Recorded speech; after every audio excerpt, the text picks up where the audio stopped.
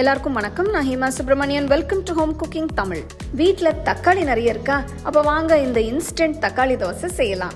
இந்த தக்காளி தோசைக்கு தொட்டு சாப்பிட்ற மாதிரி ஒரு அருமையான மதுரை தண்ணி சட்னி. பிரமாதமான காம்பினேஷன் இல்லையா? வாங்க எப்படி செய்யறதுன்னு பார்க்கலாம். தக்காளி தோசை பண்ணுறதுக்கு நான் 250 ml கப்பில் 3/4 கப் பச்சரிசி எடுத்து நல்லா கழுவி 2 மணி நேரம் ஊற வச்சுருக்கேன்.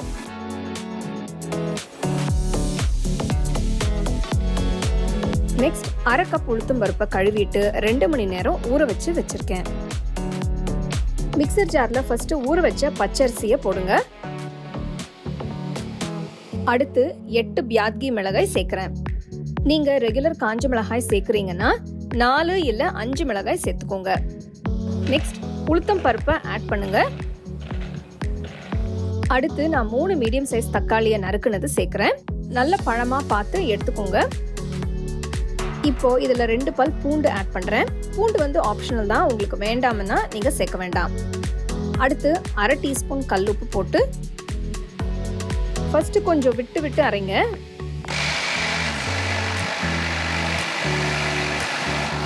மிக்ஸியை ஓபன் பண்ணி லைட்டா மிக்ஸ் பண்ணி விடுங்க.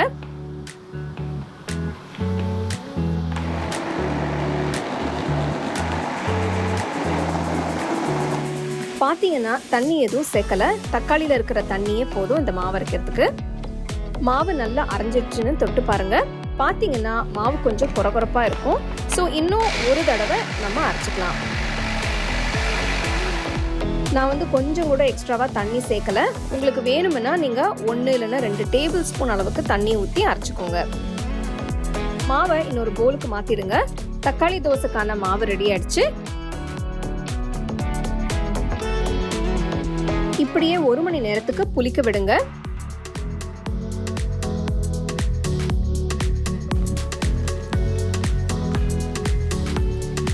ஒரு மணி நேரத்துக்கு அப்புறம் கொஞ்சமா தண்ணி ஊத்தி தோசை ஊத்துற பதத்துக்கு மாவை கரைச்சிக்கலாம். நம்ம ரெகுலரா பண்ற மாதிரி மாவை அரைச்ச பிறகு 8 மணி நேரம் புளிக்க வைக்கணும்னு அவசியம் இல்லை. இந்த தோசை மாவை தோசை ஊத்துறதுக்கு 3 மணி நேரத்துக்கு முன்னாடியே ரெடி பண்ணாலே போதும். இந்த மாவு ஒரு நாளைக்கு மேலே ஃப்ரிட்ஜில் வச்சு யூஸ் பண்ணாதீங்க. ஃப்ரெஷ்ஷாக அரைச்சி செஞ்சீங்கன்னா டேஸ்ட் நல்லாயிருக்கும். மாவு பார்த்தீங்கன்னா ரொம்பவும் தண்ணியாக இருக்கக்கூடாது, ரொம்பவும் கட்டியாக இருக்கக்கூடாது. எடுத்து ஊற்றுற மாதிரி இருக்கணும். பாருங்க இந்த மாதிரி. இப்போ நம்ம தோசை பண்ண ஆரம்பிக்கலாம். தோசை கல்லை சூடு பண்ணிட்டு கல் சூடானதும் 1 கரண்டி மாவை எடுத்து ஊற்றி தேக்க ஆரம்பிங்க. 2-3 செகண்ட்ஸ்க்கு அப்புறம் கொஞ்சமா எல்லா பக்கமும் சென்டர்லயும் நெய் ஊத்துறேன். உங்களுக்கு நெய் வேண்டாம்னா நீங்க எண்ணெய் கூட யூஸ் பண்ணிக்கலாம், அது உங்க விருப்பம் தான்.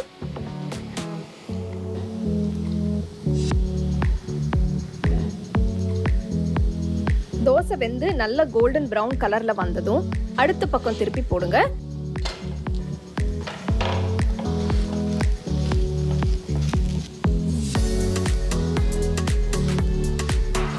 நம்மளோட தக்காளி தோசை சூப்பரா ரெடி ஆயிடுச்சு. நல்ல சூடா சர்வ் பண்ணுங்க.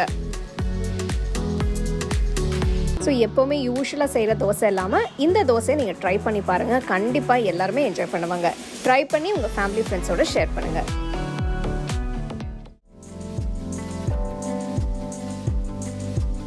இந்த சட்னிக்கு ஃபர்ஸ்ட்டு ஒரு பேனில் ஒரு 2 டீஸ்பூன் எண்ணெயை ஊற்றிக்கோங்க. ஊற்றிட்டு ஜஸ்ட் ஒரு 2-3 இன்க்ரீடியன்ஸை நம்ம ஃபஸ்ட்டு இதை வதக்க போகிறோம். 2 மீடியம் சைஸ் வெங்காயம் இந்த மாதிரி ரஃப்பாக கட் பண்ணி இதை போட்டுக்கலாம். ஒரு 5 பல்லு பூண்டு எடுத்திருக்கேன். இது நல்லா பெரிய பல்லு, அதனால் 5 எடுத்திருக்கேன். சின்ன பல்லுனா நீங்கள் கொஞ்சம் எக்ஸ்ட்ரா பூண்டு எடுத்துக்கலாம். அடுத்து இதில் 10 பச்சை மிளகா இந்த மாதிரி லைட்டாக கீரி எடுத்துக்கோங்க. அதுவும் இதில் சேர்க்குறேன். இதெல்லாமே லைட்டாக வதக்கிக்கலாம். காரம் உங்களுக்கு டேஸ்ட்டு தகுந்த மாதிரி எவ்வளோ வெங்காயம் எடுத்துருக்கீங்களோ அதுக்கு தகுந்த மாதிரி நீங்கள் அட்ஜஸ்ட் பண்ணிக்கலாம். ஸோ நீங்கள் வீட்டில் என்ன மாதிரி சட்னிஸ் எல்லாம் நார்மலாக செய்வீங்க? தேங்காய் சட்னி இல்லாமல் நிறைய சட்னிஸ் நம்ம செய்யலாம். ஸோ நீங்கள் வீட்டில் ஏதாவது ஸ்பெஷல் சட்னி செய்வீங்களா? இல்லைனா வித்தியாசமாக ஏதாவது புதுசாக ஏதாவது சட்னி ட்ரை பண்ணிங்களா? அதெல்லாம் எனக்கு கமெண்ட் செக்ஷனில் சொல்லுங்கள்.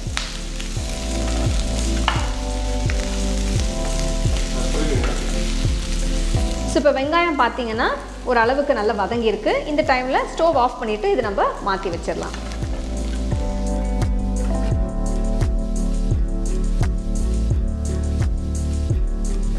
வெங்காயம்லாம் நல்லா கூல் ஆகிடுச்சு. இதை நம்ம மிக்ஸி ஜாருக்கு மாற்றிடலாம். இதில் வந்து நான் ஒரு அரை கப் பொட்டுக்கடலை சேர்க்குறேன்.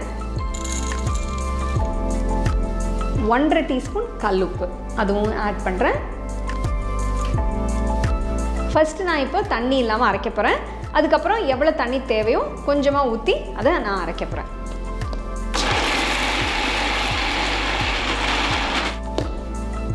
பாருங்கள், தண்ணி இல்லாமல் எவ்வளோ சூப்பராக அரைஞ்சிருக்கு பாருங்கள். ஏன்னா வெங்காயம் நல்லா வதங்கி இருக்குது, அதனால் நல்லா தண்ணி இல்லாமலே சூப்பராக அரைஞ்சிருக்கு. நான் இன்னும் கொஞ்சம் தண்ணி ஆட் பண்ணி நல்லா ஃபைனாக அரைச்சிக்கலாம்.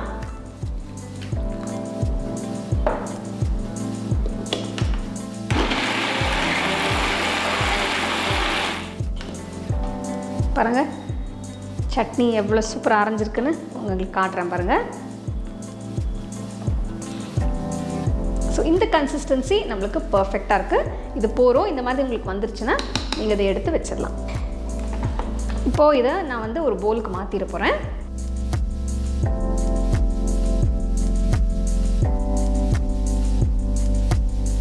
சட்னி அரைச்சாச்சு. இப்போ நம்ம அதை தாளிச்சிடலாம். அதே பேனில் இன்னொரு 2-3 டீஸ்பூன் எண்ணெயை ஊற்றிக்கோங்க. எண்ணெயை ஊற்றிட்டு இதில் 1 டீஸ்பூன் உளுந்து, அடுத்து 1 டீஸ்பூன் கடுகு. இது கொஞ்சம் வறுபடட்டும். ஸோ கடுகு பொரிய ஆரம்பிச்சிருச்சு. இப்போ நான் இதில் காஞ்ச மிளகா 2 உடச்சி சேர்க்குறேன். அதே மாதிரி 2 ஸ்லிப்பாகி விழுந்துருச்சு. ஓகே, எடுத்துடுறேன். ஐயோ,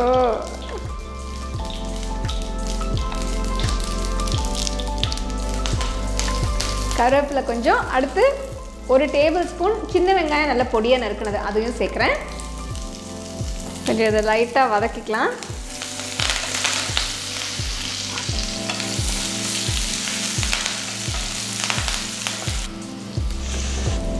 கருவேப்பிலை போட்டாலே தெரிக்குது. ஸோ இப்போ நம்ம அரைச்ச சட்னியை இதில் சேர்த்துடலாம்.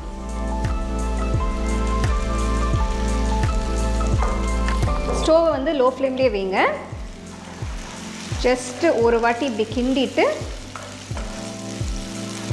ஸ்டவ் ஆஃப் பண்ணிவிட்டு இப்போ நம்ம தண்ணியை சேர்க்க ஆரம்பிச்சிடலாம்.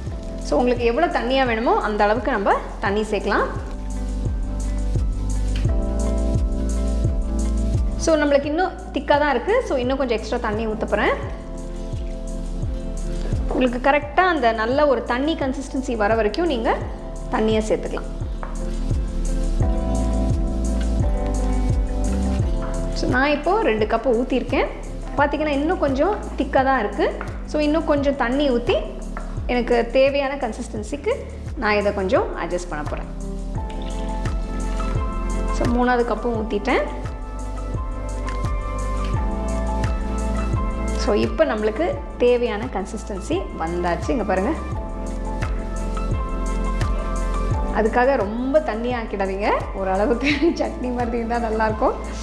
ஸோ இது நல்ல ஒரு கன்சிஸ்டன்சி, ஊற்றி சாப்பிட்றதுக்கு நல்லாயிருக்கும். பாருங்கள், இப்படி ஊற்றி காட்டுறேன். நல்லா டைல்யூட் ஆகிருக்கு பாருங்கள். தண்ணி சட்னி ரெடி ஆகிடுச்சு. அவசரத்துக்கு நல்ல டேஸ்டியாக ஒரு டிஃபின் செய்யணுன்னா இந்த காம்பினேஷன் ட்ரை பண்ணி பாருங்கள். கண்டிப்பாக எல்லாருமே ரொம்ப விரும்பி சாப்பிடுவாங்க. ட்ரை பண்ணி உங்கள் ஃபேமிலி ஃப்ரெண்ட்ஸோட ஷேர் பண்ணிக்கோங்க. உங்களுக்கு நான் இந்த வீடியோவில் யூஸ் பண்ணுற ப்ராடக்ட்ஸ் பிடிச்சதுன்னா கீழே டேக் பண்ணியிருக்கேன், செக் பண்ணி பாருங்கள்.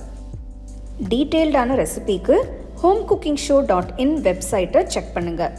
The second edition of the home cooking book is now available on Amazon as well as on shop.homecookingshow.in.